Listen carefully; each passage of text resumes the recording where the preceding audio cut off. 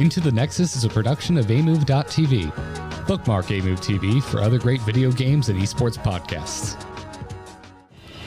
Into the Nexus is sponsored by listeners like you via patreon.com/ITN.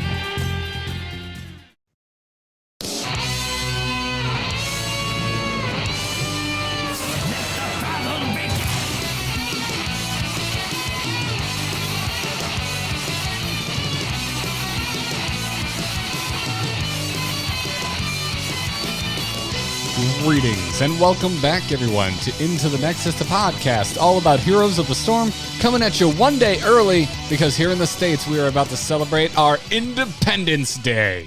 I'm Garrett. Our freedom. Our freedom. We will not go quietly into the night, Kyle. We will not vanish without a fight. We will live on. We will upvote our MVP. Today, we type GG. Nice. Well done. Thanks. Garrett for president. How you doing, dude? Doing good, man. You ready for some fireworks? I am. You ready for some grilled meats? Yo, you know it. Dude, we got rain here like nobody's business. We get to grill and light things on fire to our heart's content. Unlike New Mexico where I grew up. Wait, why didn't you? Oh, because it's so dry. It's brush. Oh, okay. You'd light the whole desert on fire. Okay, sorry. I got hung up on the grill, not on the fireworks. I'm like, you can grill in New Mexico? I was just there. What are you talking about? But the fireworks I completely get. Yeah, brush fires would be a pretty big concern in such an arid state. But yeah, man, in case anyone's wondering why this is showing up in their feed a little bit early, or happening on the stream a little bit early, yeah, it's because the 4th is tomorrow, and I completely forgot about it. It was yesterday, which is Tuesday, and I'm like, oh crap, we should probably record on Wednesday. And then my brain goes, tomorrow is Wednesday. I need to text Kyle.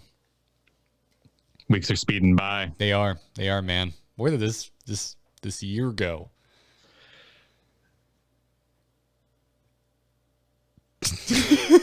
Kyle's face is disbelief for the audience, for the audio audience. Yep, indeed. But how's Heroes of the Storm treating you, dude?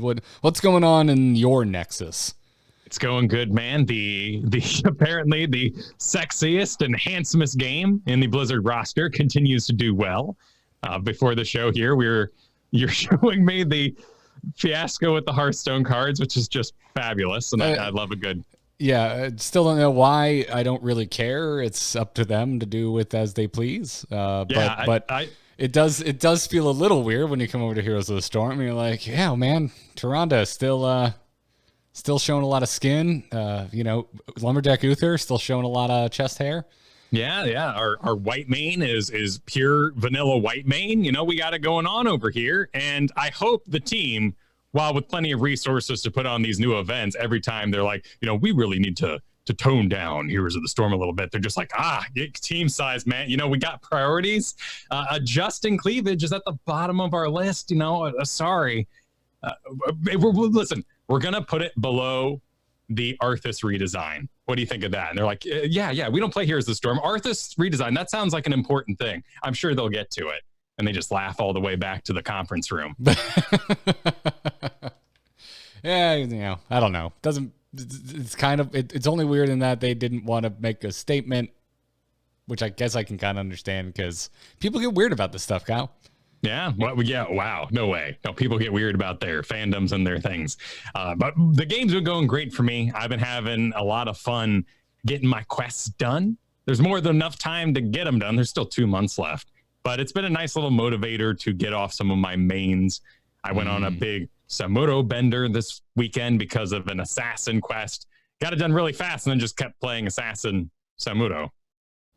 I'm curious what's clicking for you, because I have always just found him, boring, if I'm being honest.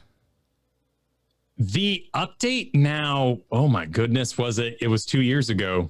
So not this last BlizzCon, but the one before it, where they gave Samuro not only life in the face of tower shots, but the ability to choose your location of shuffle has made him a lot more enjoyable. And he's not just about the stealth. In fact, the stealth is probably the least important part of his kit to me. Now when you do illusion split, Mirror image. If your mouse is backwards, you spawn 2 forwards and you're always the backwards one. And depending on where your mouse is, if it's up left, down right, top left, bottom left, you would then be that illusion in that new location with the other 2 being on the opposite side. So you have a lot of control of where you end up. You can control which of those are in range of a mercenary camp. So you can get through a bruiser camp easily, without any real trouble. Maybe lose a little bit of health just because the health on those illusions and the timers on them runs out. But it's just a really nice high XP way to play some games. And yes, you do leave your team to do some 4v5s, but you time it out with your Blade Storm. So you're saying, Blade Storm, ping, ping, ping. I'm not team fighting. I don't have Blade Storm, guys. I'm going to be pushing for the next 2 minutes. Show up, do a Blade Storm, then be like, all right, I'm out. Contributions there. And you win. It's not entirely maybe the kindest thing to do, but I've been really enjoying it. Nice, dude. That's rad. All of those things sound interesting to me, and I guess I hadn't really thought of it in a long time. I mean, for the love of God, if they've been in the game for 2 years, you'd think I would have kind of stumbled across it, because I've definitely at least flirted with Samuro in the past 2 years. But, all right, maybe I need to give him another fair shake. I've been on a bit of a Brightwing kick this week. A little more Vala, because as you know, we ended our patron bonanza last week with I was just cleaning up on Vala in our games. Thanks to you on Morales just letting me be a jerk. Sure, standing all the poop. Don't worry about taking a little splash damage here and there. And after it was an email from, was it last week's episode? The email about going freaking, oh my God, what's the W? The cone. The multi-shot. Yeah, multi-shot, no, that was actually a Vala 1 trick I talked about running into. Oh, that's what it was. Yeah. So I did that build during Bonanza last week. I think it was the last 2 games. We won both of the last 2 games handily. And then I just went on to continue playing Vala, but then I was like, I need to work on my support quests. I'm still building my Mechaterial. And first tried Tyrande, because I've been missing her. I've been missing my Tyrande, and realized I don't want to work that hard for a potential loss. Sure. So I went back to Brightwing, and dude, Brightwing's just so good. And I took her in a quick match, and I started getting really lucky. I had multiple games where I'm on Brightwing, and I got paired with a Stitches. And I hadn't played with the Stitches in a little while, and the early game was a little rough, and I'm thinking to myself, oh no, what's going to be happening here? And then something beautiful happened. These Stitches, past level 7, started landing their hooks, and I just started waiting for it. So me and Stitches were just this buddy death machine of hook comes in, polymorph goes off, whoever happens to be with us on our team kills the polymorph target. And it was just beautiful, and it happened multiple times across multiple quick matches on Brightwing. I just had such a good time, and I am aware that you and I had the same breakthrough on Brightwing this week. A little bit of an embarrassment here. It is a little embarrassment, but it just goes. You know what? No. We're doing a public service by reminding you to read closely your abilities and your talents. Read every word, every line of every sentence, because I was not aware that Brightwing's bribe had a bit about hitting your arcane flare dead center on heroes to get 5 stacks of bribe. Yeah, 5 stacks of bribe. That's pretty important. I mean, you should be hitting your center anyway, but I didn't quite understand as a newer Brightwing player why I would want to do a arcane flare build after taking Pixie Charm. I am 100% into Hypershift. I wish I could do it all the time. Greater Polymorph is also a really aggressive build. I really like it when we're basically kind of doing the Illidan or the Anubarak thing, and we're saying, we don't win fights by healing and sustaining. What we're going to do is dive, and win. Otherwise, I'll be floating in the back and just not be helping out at all. But when it came to bribe, my eyes looked at it, and it said, I don't see any damage increase. There's no false stat element here. If I bribe something, I don't get a bonus.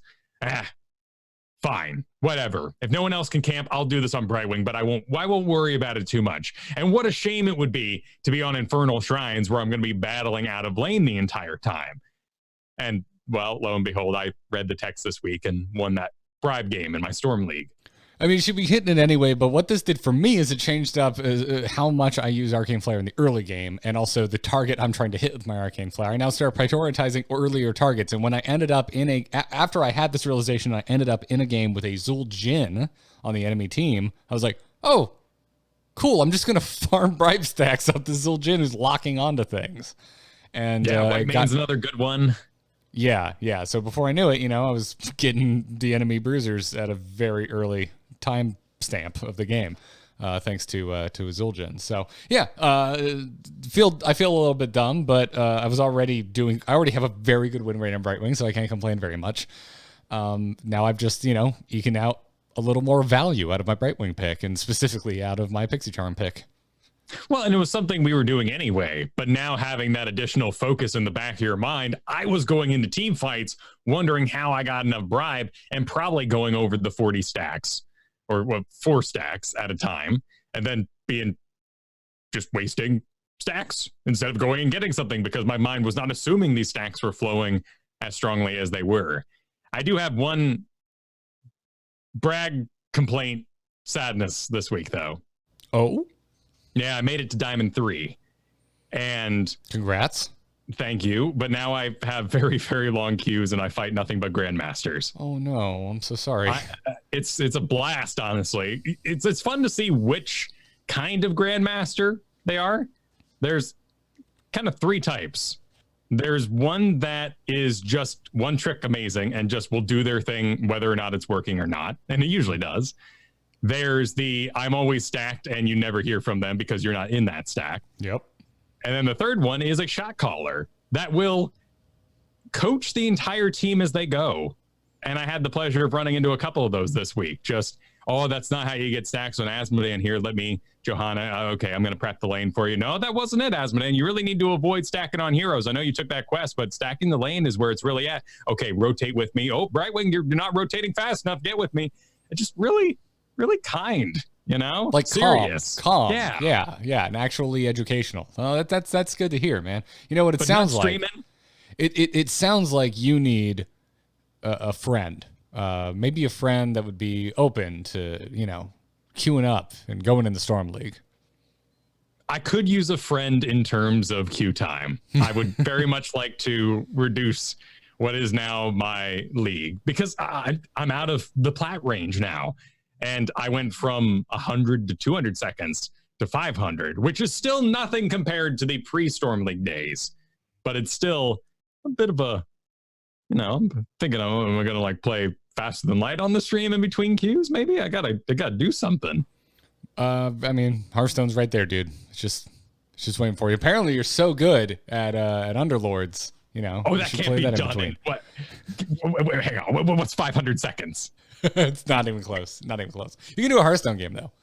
8 minutes? No, I can't. I can do a Hearthstone game, maybe. Right? I couldn't do a Magic the Gathering game because there's so many AFK grievers in there. I saw your tweet. I'm just sitting here going, Kyle, you're just describing online card games. You just are finally playing one enough to have this experience.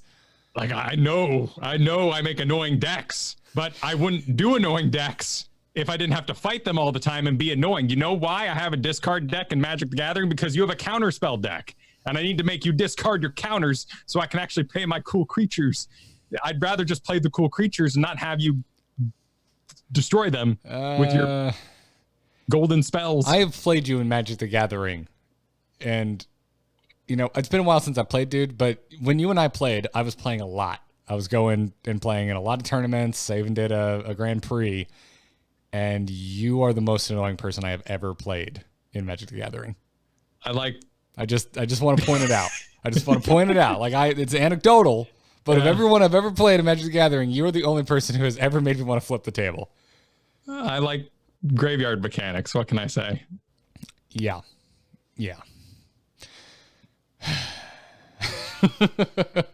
I like graveyard mechanics too, so I can't really begrudge you for that. But anyways, dude, let's go ahead and move into this week's news segment. We're on, boys! Ha-ha! Let's liven up this place! Point me to the stage. Stay a while and listen. So it's a pretty quiet news week in terms of Heroes of the Storm. There was no update this week, and we're also going a little earlier than usual. Heroes seems to really like their out of nowhere Friday stuff. I'm noticing they've been into it recently. Yeah, which makes sense. It's the end of the week. You want to announce something. You put all the week's work into it. They're on a normal schedule. Yeah, exactly. Exactly.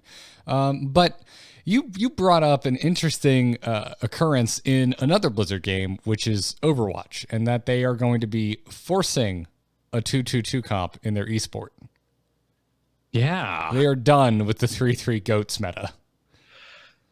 I've been following this actually quite a bit recently because I find it fascinating, mainly because heroes seem to pull off the removal of their support Apocalypse. And granted, we had our super carries for a bit there, the Valas and Greymanes, and you got one or the other, and you banned one, and maybe things got a little weird, but then you missed out on that ban on something even worse, like maybe that Zeratul in the past.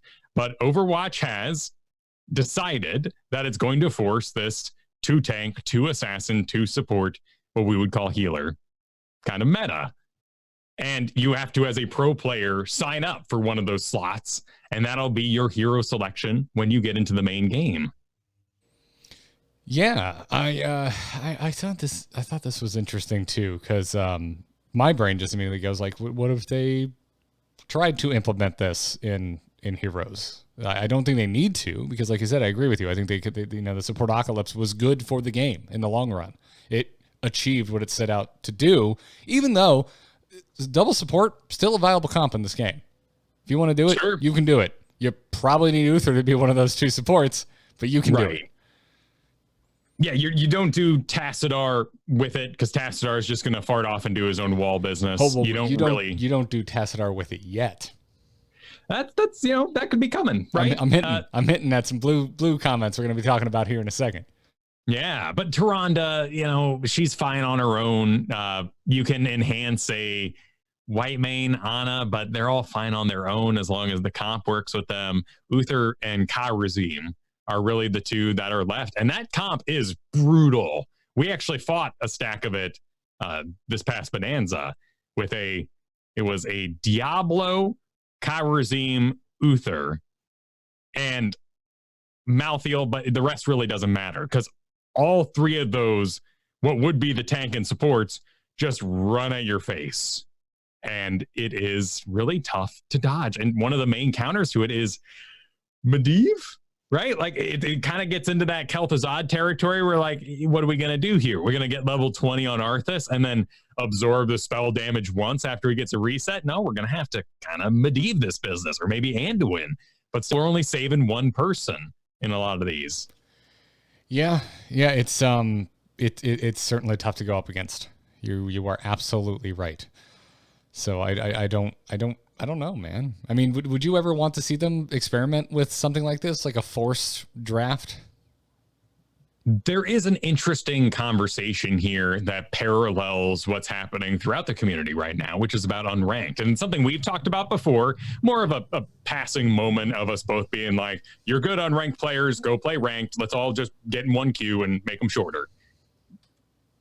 Whether or not you agree with that statement, whether or not Storm League is a source of stress for you and you'd rather be in unranked, if we remove unranked, Quick Match would have to adapt to be the middle ground, to be the stepping stone on the way to doing draft.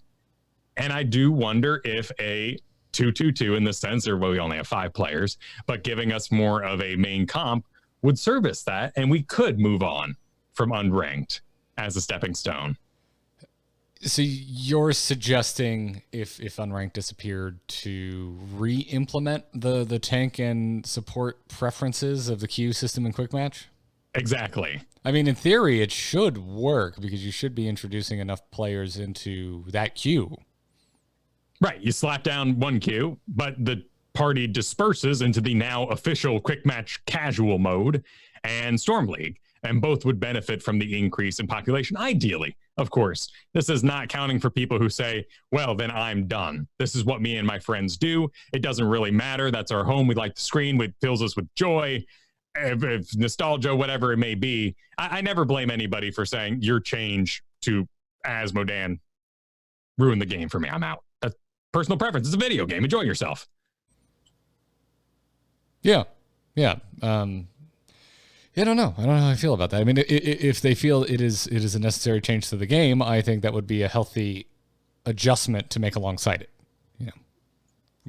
taking a second look at those queue preferences in the quick match system. So, I don't know. I right now, honestly, I just don't feel it's necessary. I think is where I land. I mean, I certainly would like another Uther type hero to be viable for double support for when it does happen. But sure. Yeah, we don't need anything heavy-handed like this because our support apocalypse decisions and the way we worked through our roster, which is much larger than Overwatch's, we were able to find enough counters and opportunities to change the play style. We also have a variety of map objectives that can change things up, and Overwatch does tend to favor staying on a point really, really long or walking with the thing and being ultimate tanky during that and having no weak spots trying to break off and not stand on that pad is going to cause an issue in professional play, which is why this GOATS thing came about for them. Yeah. So the real question is there a world where Blizzard, now Heroes team, is changing their mind about so many things without professional play, HGC around? Would we enter a world where Storm League starts to have a preferred meta? Can Overwatch's success with this upcoming update influence their own game? Which I hope it does, because I've always been of the notion that I don't want to play a different game than the pros play. I'm with you. But man, I don't know where to begin commenting on that. If we're talking about Overwatch, we're talking about Heroes. Well, if we're talking about Heroes there really isn't a pro, like an official pro scene to mimic. No, but I'm saying that their success with Overwatch here could influence our Storm League, and you could have a support player and a tank player in every game. And the system makes sure, because I've been in that situation where we didn't have, for instance, a support main, and our support was less powerful than the enemy support. That's a pretty rare way to lose, honestly, but it does happen, particularly with white mains and Stukovs, I find. And you lost. Your healer was landing roots, the other team couldn't, and they won and got picks off of those virulent reactions or white mains, Inquisition kind of business. If we had that in, it would certainly change queue times, but it's interesting to think about. But it would force a meta, and that's something they've been scared of in general on the Heroes team. And I agree. If you want to run no support and make it work and totally stomp on Garden of Terror, that's fascinating. I would like you to have the option. And I have had a couple instances like that where it was very memorable because we were missing a key portion of what is considered a standard comp in this game and still took it to a victory. And it's something I kind of enjoy about this game. And I want 9 times out of 10, I want a tank, I want a healer, but I like to have the flexibility. And so that's why I said, like, right now, I don't think it's necessary, but it's a fun place to put my brain. Because I don't think it would be the worst thing in the world for this game. And if it ever gets to the point where it feels it's necessary, I think it's kind of interesting to think about what Overwatch is doing and seeing another team at Blizzard, forcing a comp. So, yeah, interesting nonetheless. We got a link to a PC Gamer article if you want to know exactly what's going on with Overwatch. If that sounds interesting to you, check it out. But it's time to talk about where we gather our statistics from in regards to the game we like to play called Heroes of the Storm, Kyle, because, Hotslogs has been having some issues. It has. It has been a tad out of date. And just before the show, they did put out a tweet saying that they are aware of it. Quote, 30 minutes ago saying, "We're aware of the site's issues. We'll hopefully have something to share next week." So, curious to hear this. Before that, the last public tweet was June 5th saying the site has been updated. Apologies for the delay. So they're aware of the issue. This is coming at a bit of a climax because everybody's been wondering if Hotslogs is going to keep updating or if they're just sort of using it as a front page for win rates and going to collect their video ad revenue, which is ignorable if you care to ignore it. It scrolls with you. I dislike it, but all the same, it's there. Those video ads, they kind of drive me nuts. But you do what you got to do. They need to make ads. The fact that, frankly, I'm surprised the site is still going with the rate at which fan sites have been being either shuttered or changed so much I no longer recognize them. The fact that Hot Slogs is still around even at all makes me happy. And whatever they need to do to monetize that site is fine with me. But they haven't been keeping it updated. It sounds like there's an announcement coming. I'm hoping the announcement is that it will be updated more often. But in the meantime, you've switched to Heroes Profile. I have, and it's taken some work to figure out some of their layouts. There are a couple of dead ends you can reach where you're getting, let's say, map win rate information, but you can't choose which season you want it from. That can all be worked around if you know where to look. And I really encourage everybody to check out heroesprofile.com for your account. Not only can you just search by your full battle tag, which is really nice, they do have some very good visuals, and they're not losing matches. And that's where this decision process really comes from. To compare the two, currently Hot Slogs has a better representation of Masters League. There are more Master League players and Diamond players uploading the Hot Slogs than to the HOTS API, which is shared across multiple services, one of them being Heroes Profile. When you get into bronze games, however, you're missing about 300 games. And on your personal profile, you are going to be missing, even though you ran your upload, about, at this point over the last 2 weeks, half your games on Hot Slogs. So your data just isn't that accurate anymore. And all this can be found on Heroes Profile. It's just visually laid out differently, but the creator, the runner of the site, has been doing a little bit of campaigning in every Reddit thread that's been about Hot Slogs having a tough time and talking about how they're upgrading their site, what sort of things they're doing to improve and have those functionalities. You still won't have some of the cute tools like the win rate based on forts taken, on objectives taken like you have over at Hot Slogs, or the comp information. But the best way for you to get into Heroes Profile and work it like a Hot Slogs is find your battle tag, enter it in to find a player, and then on the side, a window will open up on the top right, and that's where you can select heroes, roles, maps, talents, MMR breakdown, and match history. The visuals themselves are nice, and perhaps as not a graphic artist, they're laid out decently enough for me to understand them. They're just really big, and I want to get to the core information, and that side profile is where you find that good information. Yeah, I've been using it a bit myself, and just by it's clunky to use in my opinion, especially compared to Hot Slogs, which I think is very user friendly. But at the end of the day, this is stats we're dealing with, and data is the most important part. And their match history is not only uploading all the games. If you're using a HOTS API.net uploader, it has so much bonus information, as well as highlighting who was in the lead, healing, siege damage, all the talent breakdowns of everything, the MMRs, the enemy's route duration. Like, some of these stats here in Heroes Profile are fascinating for things that you personally can start improving on that Hot Slogs will never tell you about. You see, your damage is low. Okay, sure. I need to attack more. I'm going to attack more tanks. Well, yeah, maybe I'm an auto attacker. I'm not just getting my token damage high enough. I'm not looking good on the end sheet. But what about regen globes? How many of those are you getting over the course of a game? What's your physical damage compared to your spell damage? What sort of escape percentile did the enemy have during your engagements? And all this kind of thing, including micro and everything else, can be found on Heroes Profile. While it doesn't have the essentials that we've been looking for a bit and a different layout, it has so much more for your personal account.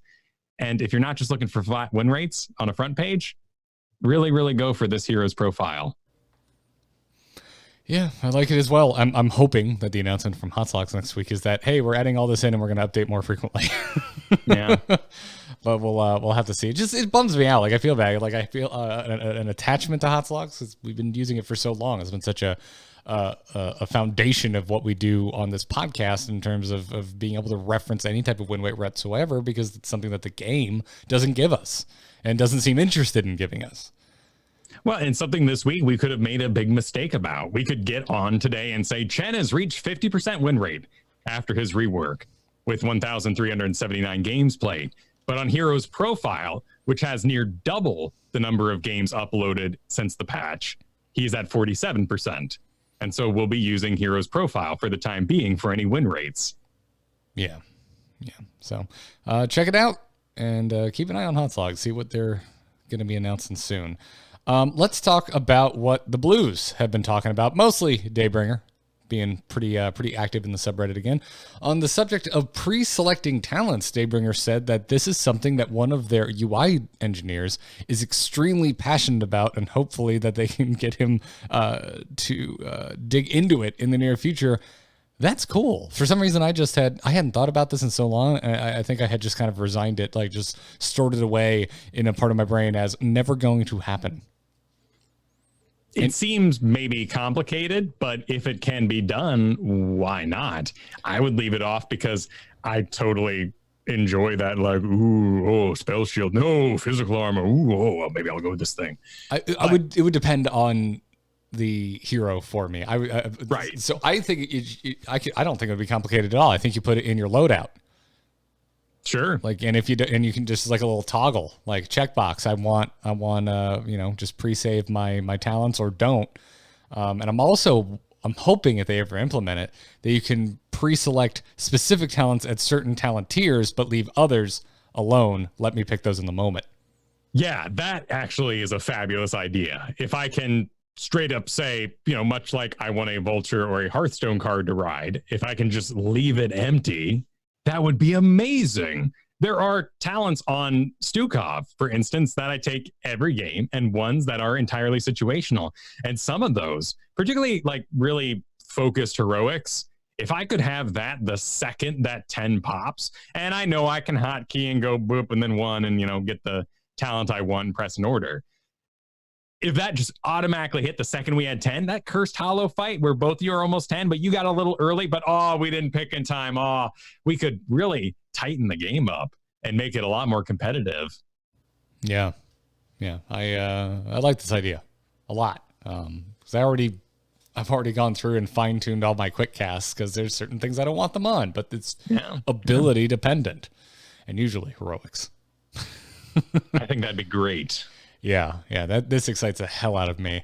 Also, so does word on the Tassadar rework. This came from D. Warner, who said, we're still not ready to showcase the whole Tassadar rework, but we wanted to pop in and share a little bit of info.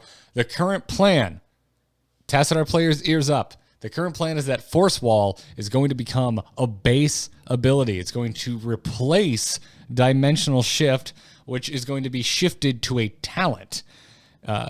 D. Warner continued saying, being that this ability was a fully viable heroic choice on its own, we think it's appropriate to make a numbers adjustment, including its cooldown, duration, mana cost, range, and the birth delay to bring it more in line with the basic ability. Praise God, I do not want to see this on the cooldown that currently exists. Yeah. Warner went on and said there is currently a toned down version of the Force Barrier talent still in his kit, as well as some new talents. And now I get to draw attention to the fact that TAS has an empty heroic option. Let the speculation commence. What? Does he do something where he dies and it's beneficial?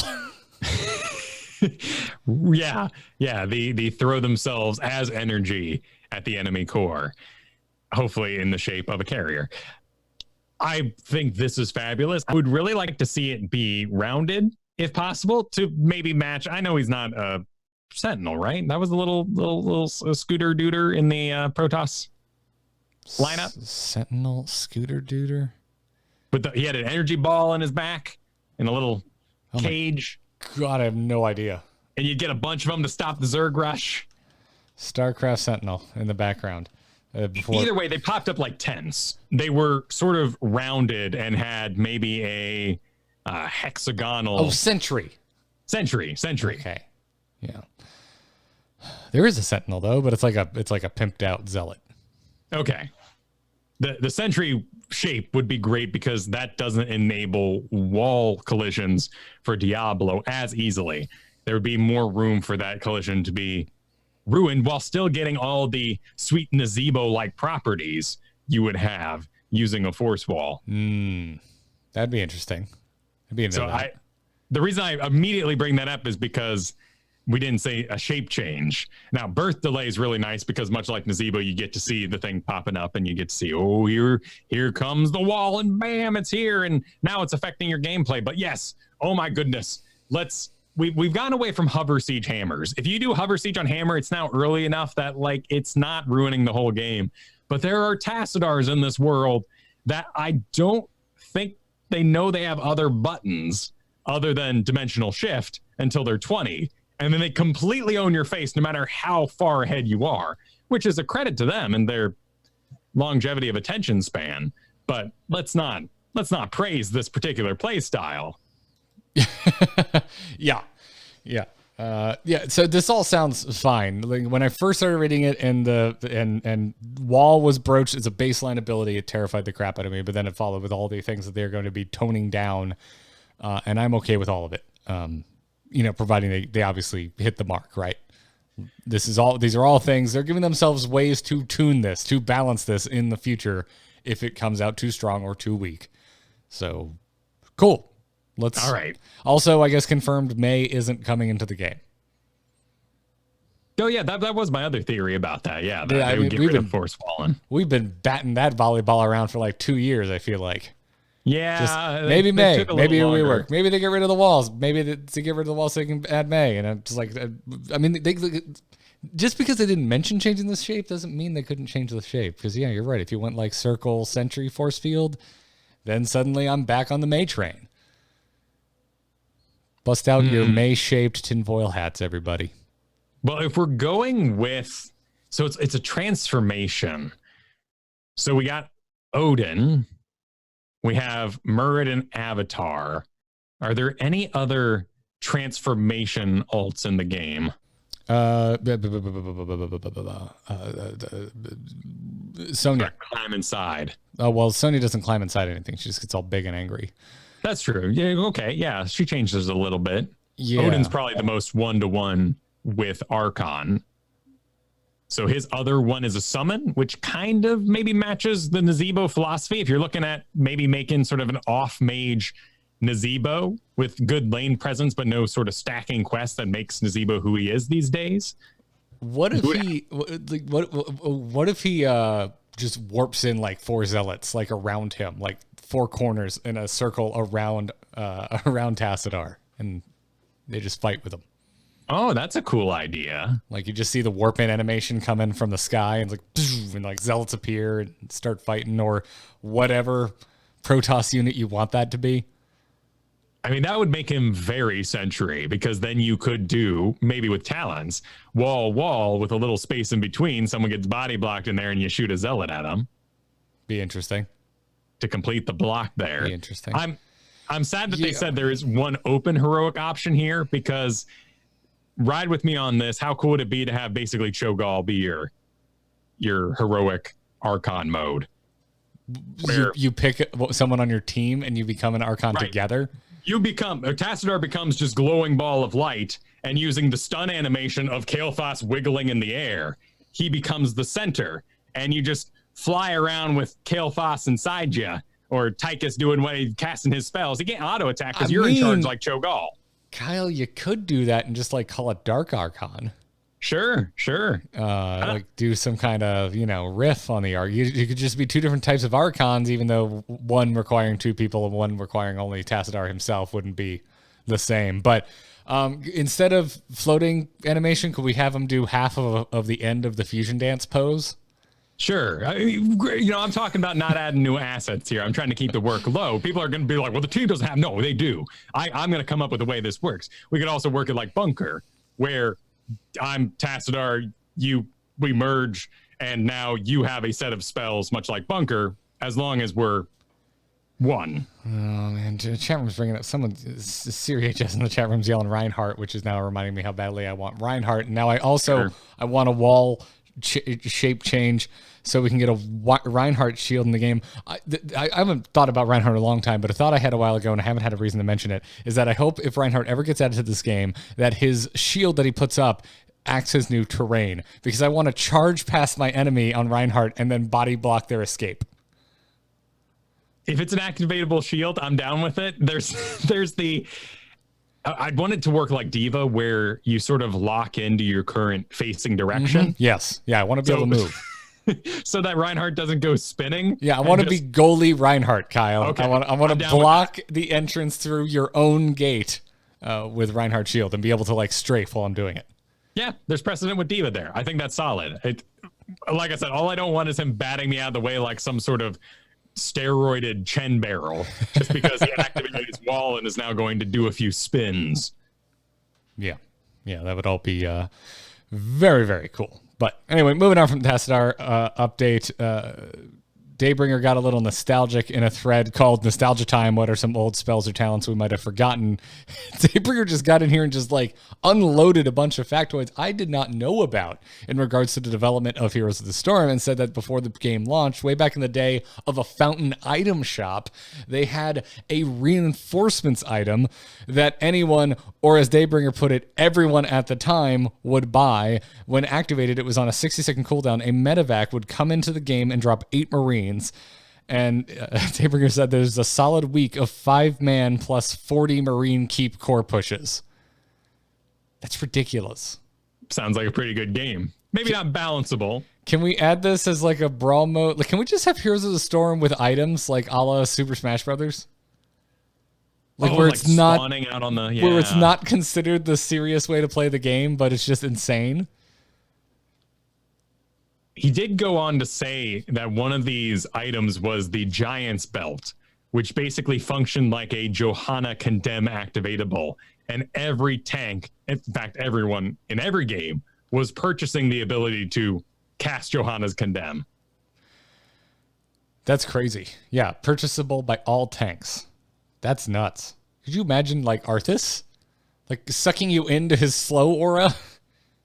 There are plenty of heroes that would benefit from even just what we use Condemn for in a lot of reasons, which is just an interrupt to stop that deflect channel, to interrupt some sort of ETC business going on. Like that's really powerful. I must say, I despise the idea of having to purchase things at a fountain, because watching that fountain die is already sad enough.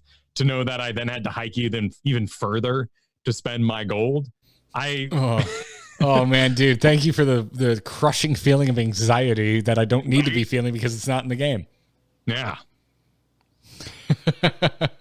That's great. I think we made the right choice in the long run. Yeah. But it's cool to hear about. Yep.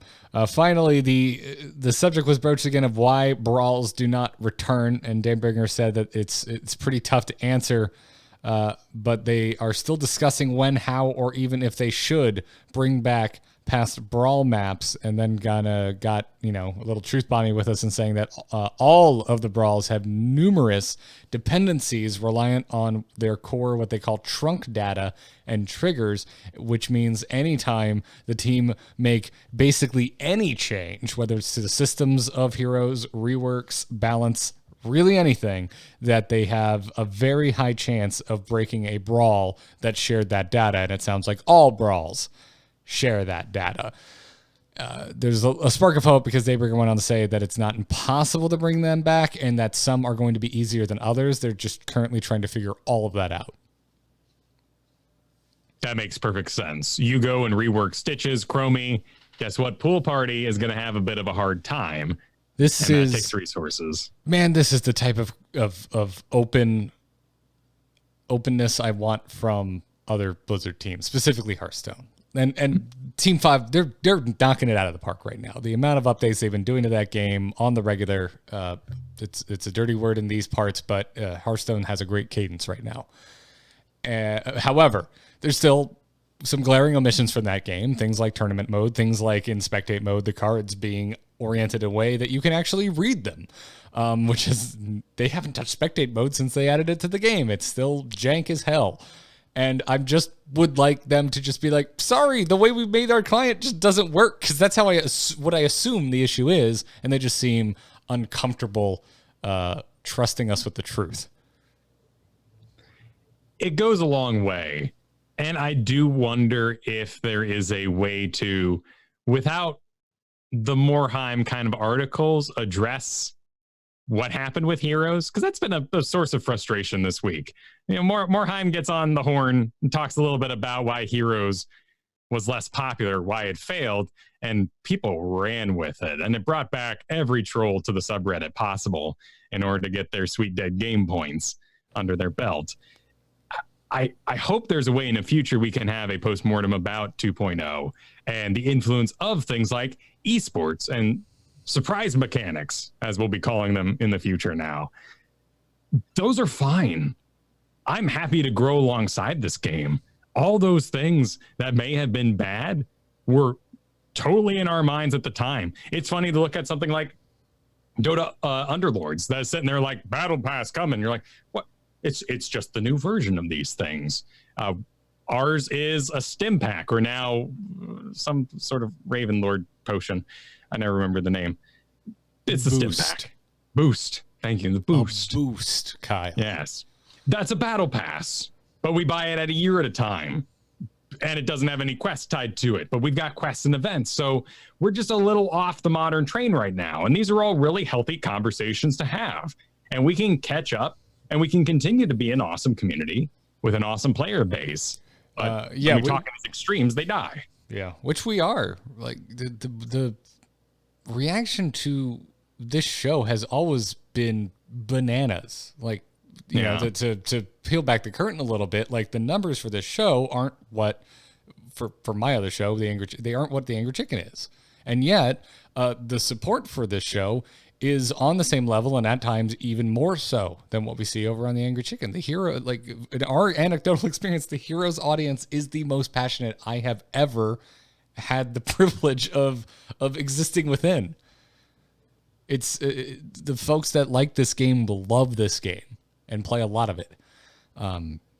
So I don't know. It's I don't know. I feel like it doesn't need defending. I also feel like we're going to be the most biased people to defend it, because you and I have had just such a good experience with Heroes of the Storm, with this community, hell, with the Heroes team.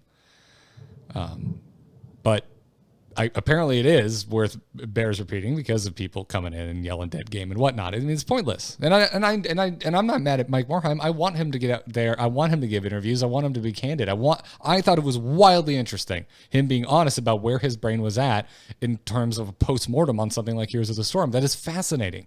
If you're still playing this game, cool. I know you're in it for the long haul. You're like me. Nothing's going to hurt your feelings. Let's talk openly about this game. That's what the devs are doing. That's what the previous CEO of Blizzard is doing. And that's what we can continue doing. I think Blizz Daybringer here has made an awesome step and being unleashed to make these statements, even just simple things about in the past nostalgia, Tassadar reworks. It's just a delight, because we're pouring our hearts in this game, and it's good to know they are too. Yeah. I love this game. I love this community. I love our listeners. Getting a little mushy. But anyways, I love this type of communication from the team. Keep it coming. Just keep being honest with us. I think it's really awesome, and I feel respected. Yes. Which is not always true for other Blizzard games in terms of their communication. So it feels rad. Anyways, dude, before we move into strategy, we're going to revisit Hanamura, because there's a lot of Hanamura hate going on. So we feel a PSA is required. But before we do that, while we're thanking our small community of Heroes players that listen to the show, we want to thank those of you who go the extra step to actually support the show with your hard-earned dollars. And that's because we have a Patreon. You can go find it over patreon.com/ITN. And listen, whether you're giving us $1 an episode or you're one of our producers being very, very generous with what you give, all of it helps, and we really appreciate it. So to some of our newer patrons, thank you to Glenn R., Mo Tizzle, hey Mo Tizzle, and Matt K. Thank you very much for the support.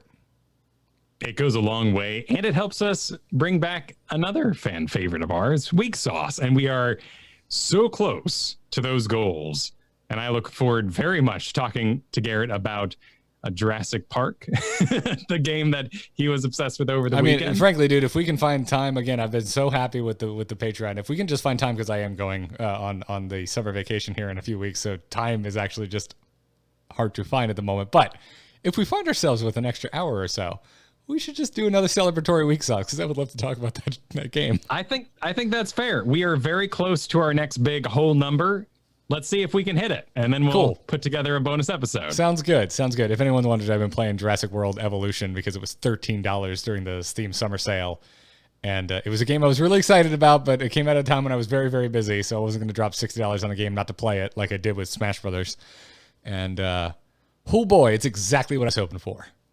It is my perfect toy soldier game. I'm going to go hole up in the office alone, turn off all the lights, and be a total hermit and just play with my dinosaurs. I'll try to convince you to get into Planet Coaster. I'm sold, man. If it's the same studio, right?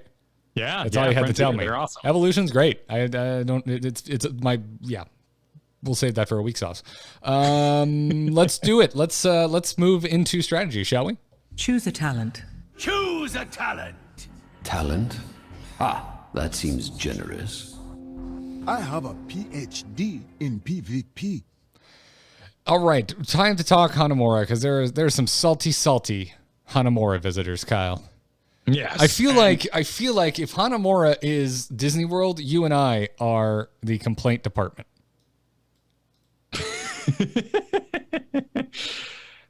Oh man, but we can't make it right. Well, that's true. Maybe that's a bad analogy, because I feel like you call Disney and you complain, and they just give you a free ticket. Yeah, they're just going to make sure you're happy no matter what. It's an expensive vacation. Fine print. I am not a representative of the Disney Corporation, and don't know if that actually works. No, and it's hidden there in Main Street, but it's a little weird because there's this pocket of overly serious people right after you enter the park. But it's in the buildings by the cotton candy. Oh, I wasn't aware of this. Yeah. I'm going to look for it. I'm going to look for the line of people with grievances next time I go to Disney. You enter Disney World. You see the firehouse, which is now like a magical wizard adventure or something like that. Okay. Well, right before that. Whatever the case is, that line exists in Heroes as well, only here it's all of Hanamura. Yes, it is people saying, please. And by the way, they love to preface it with, now, I'm okay with Blackheart's Bay, or I loved Haunted Mines, but Hanamura is unacceptable. All right. First off, Haunted Mines is bad. I just disagree with anybody who leads with that. Wait, have I mentioned to you the great idea about adding the third lane for Haunted Mines? I don't know if I have it in me to have any objective discourse over Haunted Mines. I hate that map. Okay, well, let's imagine we've never had this conversation before, and it's 2016. What if the mines was not a place for objective, but a third lane that could only be interacted with via the back door? So you start Haunted Mines. There's minions spawning from the core that go downstairs into a hidden lane where you battle 1v1. And that's all there is. There's no other entrances. It's just a really isolated 1v1 lane. And if you win it, those minions end up in your core, attacking your keeps. It's so wild, I'd like to see it. And it's also so wild it is nothing like Haunted Mines, which is good in my mind. Anything that isn't Haunted Mines is a good thing in my mind. And that's why I like Hanamura, because it's not Haunted Mines. Well, and we talked about the design philosophy pushing away from pick up the things. There were too many Murkies, Muradins, weird things happening that didn't feel good.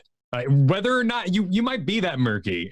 I live with one who was that Murky, who would bubble and run in there and get all the seeds off the Garden Terror or steal all the skulls. She loves that map. I did not enjoy seeing that happen on my end at all. I enjoyed feeling useful on Zagara when I would just cover the mines in creep tumors so we could see anyone coming from any direction. But beyond that, that was where I found my fun on there. But it was very unique. Let's talk about Hanamura. Okay. Can you, in 2 minutes or less, describe why people are unhappy with Hanamura again?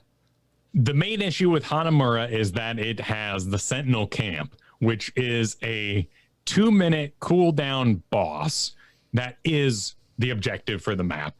This thing will do more damage than the objective turn-in often if left alone. It is very stealable because of the openness of the camp availability. And if you have any sort of level lead and any sort of coordination, you should be constantly invading. Anytime you have even a 1 level, but a talent tier, a heroic, steal their sentinel, their big samurai camp. Okay. That's the main issue. All right. Am I a weirdo when I say that it doesn't bother me that much, and I kind of like the terrifying nature of the existence of the samurai camp on this map? I'd say spoken like a true Rexar. Dude, I lose it all the time.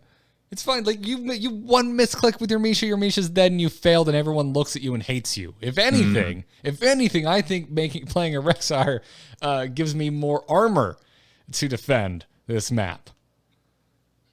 Personally, for me, my grievances don't lie with the Sentinel camp. It's entirely based on victories and my attention to it. That's how I know how to win this map and how to get my team motivated to engage and invade. And much like we talked about Braxis many episodes ago, there's a rhythm you start to set where you invade their camps with any advantage you have. As long as you are on board with that idea, you're going to have a pretty easy time being really good at Hanamura without getting cute in the draft really at all. You can give up some lane experience as that Rexar in the top lane to go get that Sentinel camp because of the experience that is pouring out of the recon camps. So if I were to highlight what the issue with Hanamura is, I'd say the recon camps are worth way too much XP. They're worth 625, which is more than a full wave.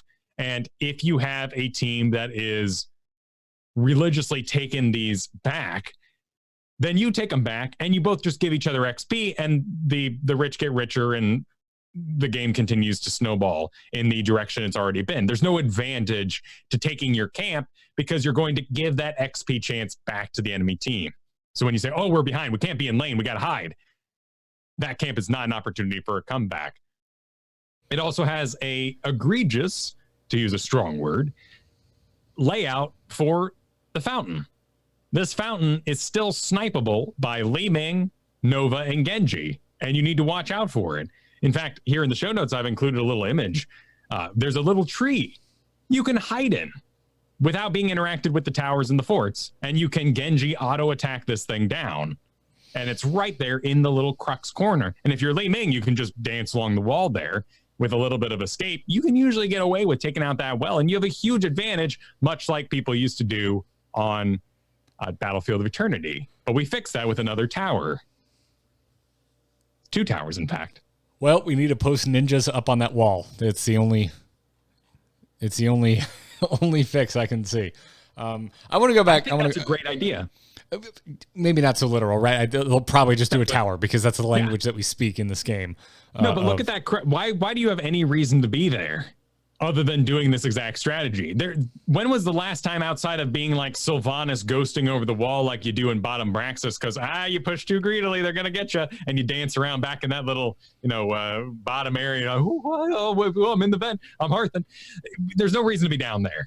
And I would love it if they reinforce the keep as well, because the keep has this big back door that's just sitting there. And any time that they go to deliver a secondary payload off a second victory, they go full on to your side.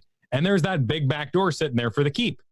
And oftentimes you're trying to use the buildings, you're trying to D it, and they just charge on in and take the keep on top of the victory they just had. Yeah, there's definitely an attacker's advantage on the angles on the keep, which just does seem inherently wrong.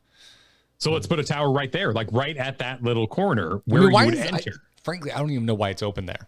Why does it have a wall like Spider Queen? Spider Queen has all sorts of bogus walls. Exactly. Yes. Oh my God. Could you imagine if we had some of the claustrophobia of Spider Queen around the keeps in Hanamura? How much more interesting that would make the fights.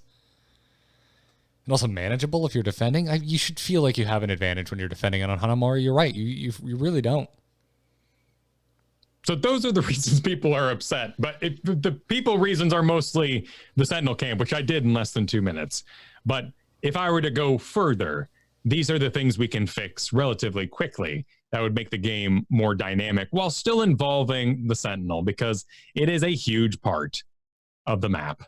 And that ebb and flow, much like bosses on Cursed Hollow, it's something maybe we haven't had enough time with. It's how you win the game right now, though. So you got to accept it and move on with your life. Okay. How do I move on? You move on by knowing how to take it. And the thing about the Sentinel camp is it's a lot like the Giants. It has a load up time.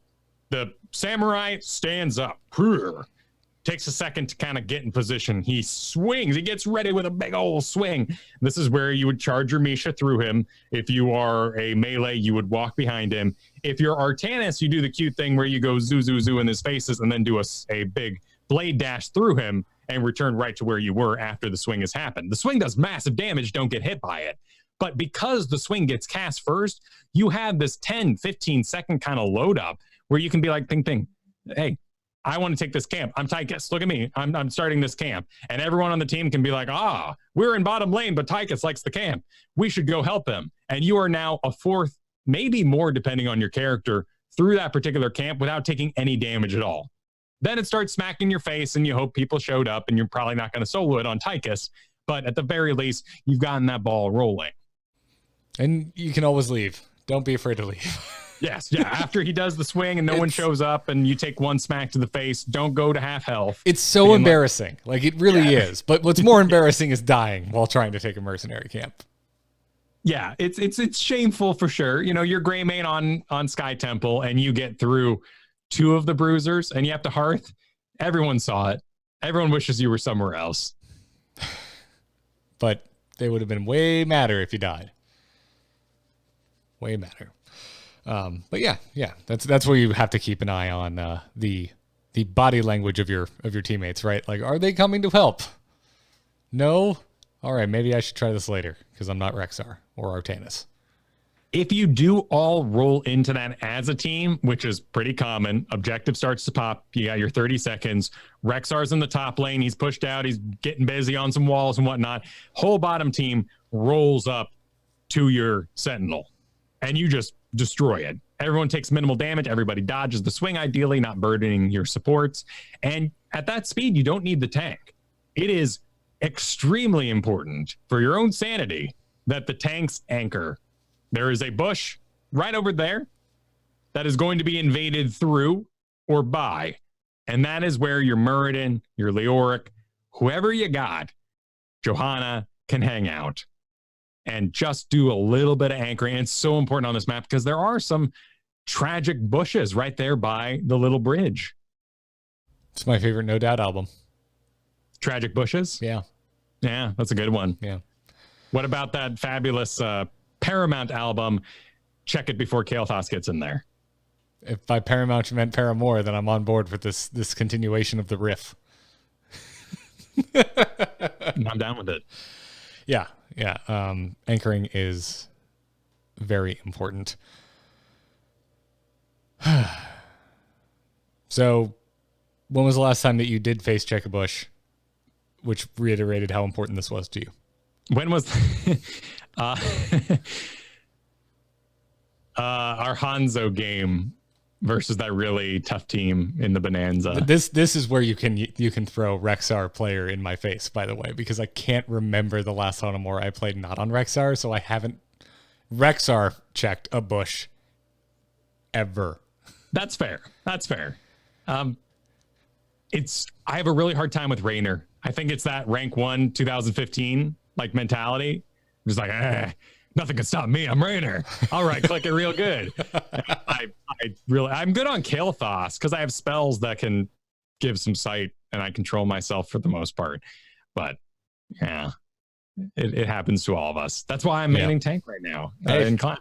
That multi-shot Vala, where you should, spend a little mana, put a possibly a useless multi-shot just to be safe into that bush. Not a bad idea. Yeah. Especially when you get that increased range. I mean, it's late. But when you really don't want to face check a bush is late game. It's a little important on Vala. Yeah. See, there are other options. If you don't need to yell at your tank, anchor for us, and they go, what's anchor? And you go, I shouldn't be in silver anymore. you can do other things. Kael'thas, the most popular pick in all of Bronze. Bronze players just play Rexxar. You can anchor for yourself. It's fantastic. Sure. It's so good. Press D where you wished someone was anchoring. You've got an anchor. No big deal. So good. It's so Johanna good. Blind is the best thing ever. I'm still getting tweets from people who are like, hey, man, climbing on Rexxar. Thanks for the recommendation. I just feel so proud. I feel like a proud bear daddy. You know, that probably has other connotations. I should have used a different phrase. We have a fan who's actually listened through the old episodes, and there's an episode where you break down apparently and go, what? Am I just going to have to be a Rexxar main or something? Oh, yeah. I saw that, dude. Yes. Yes. Turns out the answer is yes, Garrett from the past. Yeah.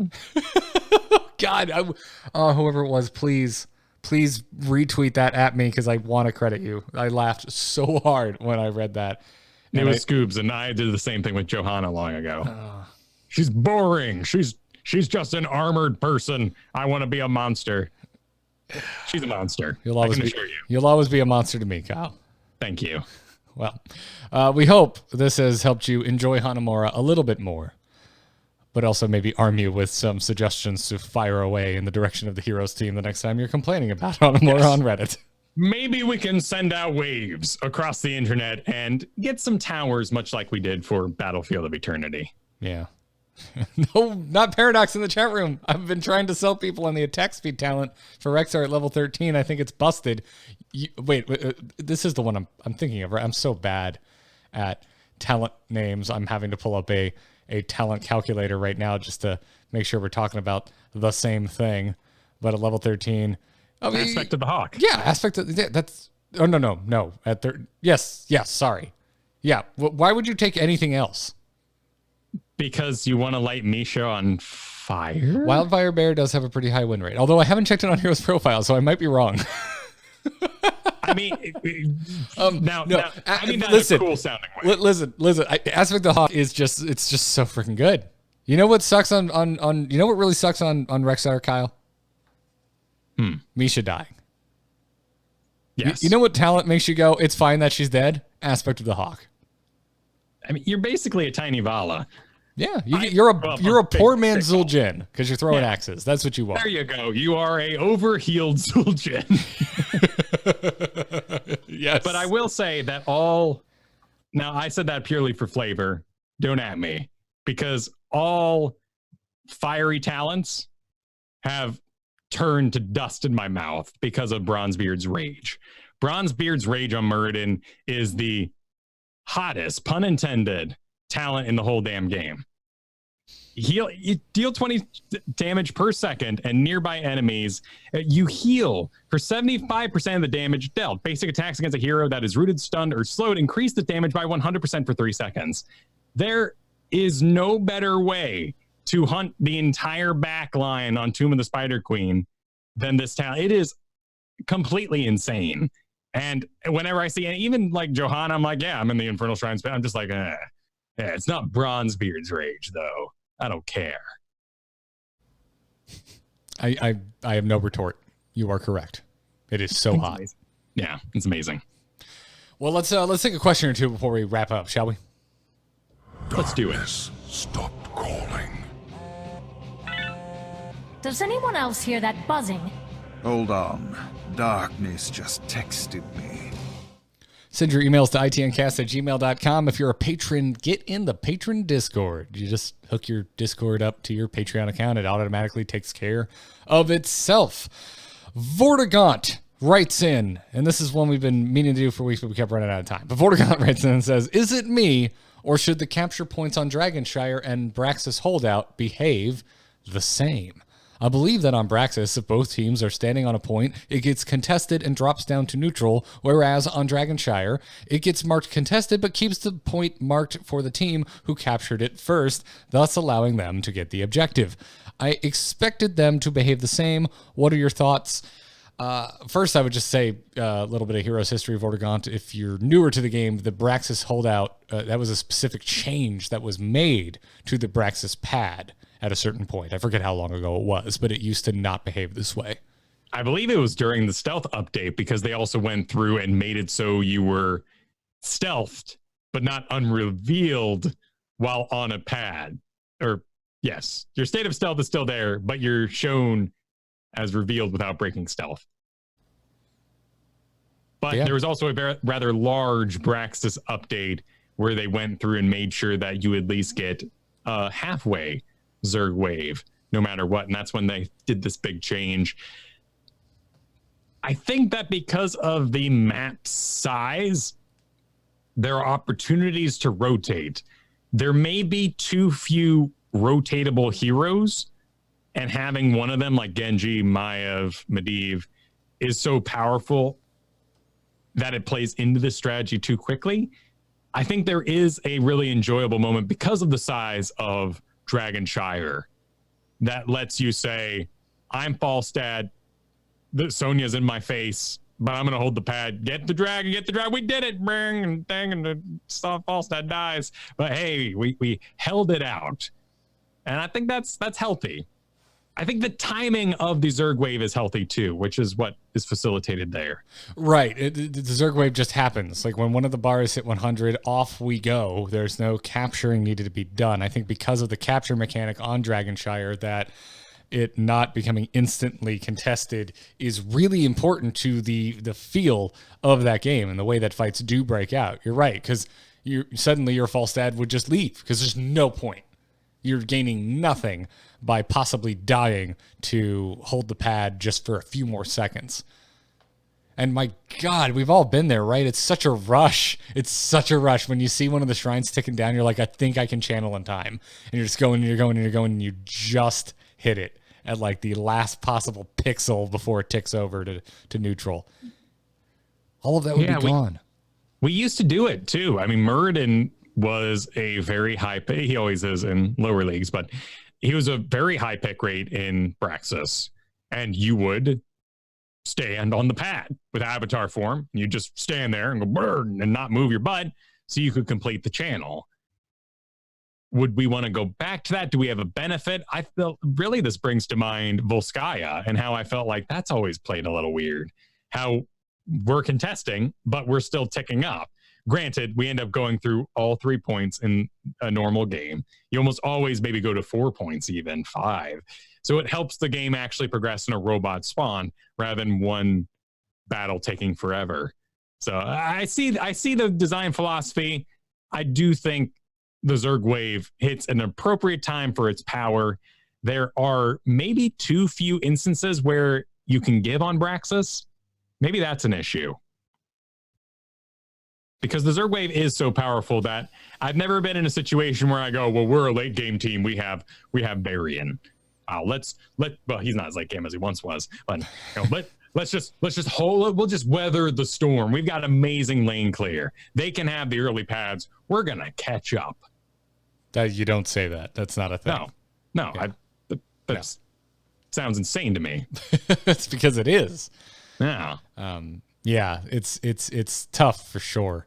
But a dragon, like Dragonshire, you can absolutely do that. Maybe because the camp locations. You say, well, we've got a Zul'jin who wants to stack, and hey, dragon stack, and 2 minute dragon, 3 minute, 3 minute dragon, no big deal. Let's just burn it down.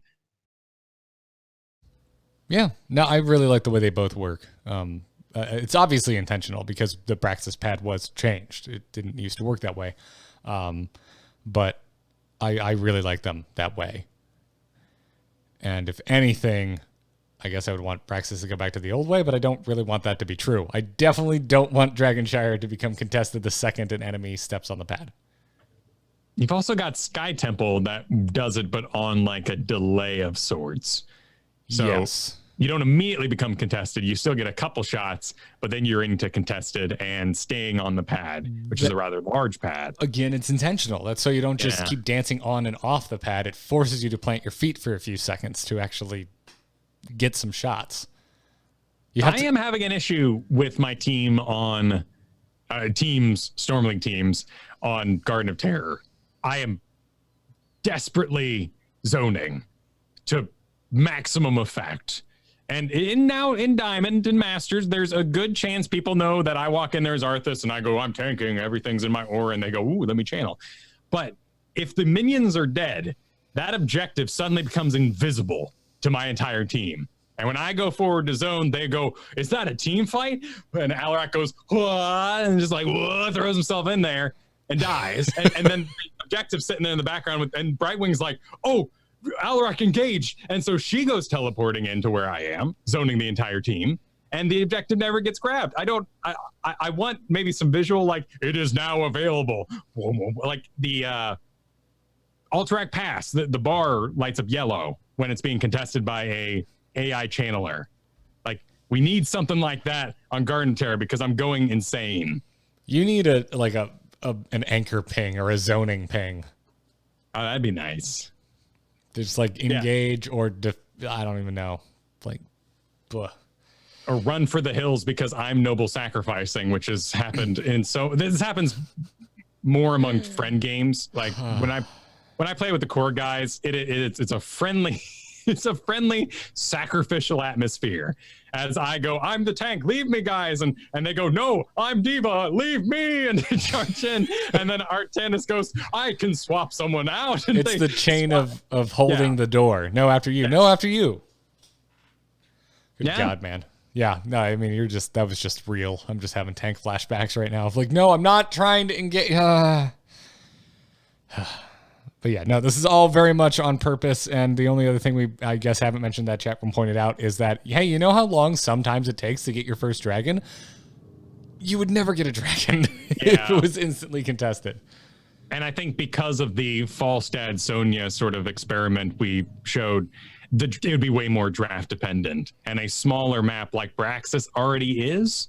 And if we distant the lanes even further, I think we become more and more draft dependent in different ways, of course. Yeah, absolutely. So thank you for your question, Vortigaunt. Keep the emails coming, itncast@gmail.com. If you're supporting us over on patreon.com/ITN, you can drop a question in the Discord, or you can message us on Patreon, or you can just leave a comment on the page. We check all the Patreon things. Go, any way you want to talk to us, check it out. It's the end of the show, so big thanks again to our patrons for supporting us, including our producers Declan H, Cheesy Bob, Chris K, and Robert M. Thank you for the generous support. You can get Into the Nexus t-shirts, by the way, over at shirts.amove.tv. BlizzCon isn't that far away. I want to see ITN shirts being rocked at BlizzCon. That's what I want to see. Kyle, before we go, where can people find you? You can find me this week over at kyleferguson.com, where I have once again put up slots for coaching. The new season is around the bend. Preseason is ending. And if you are bronze through gold, because of the madness with the placements happening in plat and diamond and above, I have coaching spots available for bronze through gold throughout the month of July. So check that out if you're interested in coaching. If you are a patron, check out the Discord for a discount code for that Heroes of the Storm coaching. And if you'd like to know what that would be like, well, it's a bit more interactive than our episode a couple weeks ago, but it is a big stat review as well as a replay review that lets you know where you can improve the most over our time together. Nice. As a student of yours, I can confirm. Worth it. Folks, you can find me on Twitter at Garrett Art, tweeting about all kinds of nonsense. All of the podcasts that I do, this one included, are over at amove.tv. It's amove.tv if you're not familiar with it. Angry Chicken, still happening. Lots of Hearthstone stuff to talk about. Had a big old 2-hour episode yesterday if you want to go listen to that. Let's Talk About Star Wars is now weekly. New episode just went up. Tom Merritt and Jenny Josephson got to talk about their experience at Galaxy's Edge. I, sadly, am in Florida, and the karma of constantly being a jerk to people in California saying how much better Disney World is has finally come around to bite me in the ass. Because Galaxy's Edge isn't open yet. So I'm just having to sit there. But you know a guy whose dad works at Disney in Florida, so that's pretty cool. I do. I'm not sure how much it's going to help though, because it'll probably be blacked out for comp passes. No, it probably won't help. And they're not doing reservations. I don't know why, but they're not doing freaking reservations. Magic Kingdom funnel cake, I can help. I do want a Magic Kingdom funnel cake. I mean, let's be honest, Kyle. Who doesn't? But yeah, that's gonna wrap it up for the show, everybody. Thank you for watching. We'll be back next Thursday, not Wednesday. There's no major national holiday next Thursday, so we'll be back to our regular day, regular time. But until then, good luck and have fun. Take care.